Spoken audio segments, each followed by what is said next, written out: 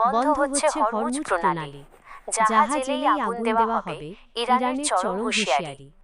বিশ্ব অর্থনীতির সবচেয়ে গুরুত্বপূর্ণ জলপথ হরমুজ প্রণালী অনির্দিষ্টকালের জন্য বন্ধ ঘোষণা করেছে ইরান। সেই সঙ্গে কড়া বার্তা দেওয়া হয়েছে, নিষেধাজ্ঞা অমান্য করে কোনো জাহাজ এই পথে প্রবেশ করলে সরাসরি মিসাইল ও ড্রোন দিয়ে আগুন ধরিয়ে দেওয়া হবে। কেন এই কঠোর সিদ্ধান্ত? প্রতিশোধ।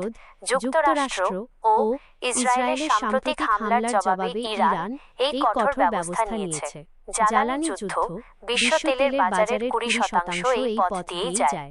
এটি বন্ধ হওয়া মানে সারা বিশ্বে তেলের হাহাকার শুরু হওয়া।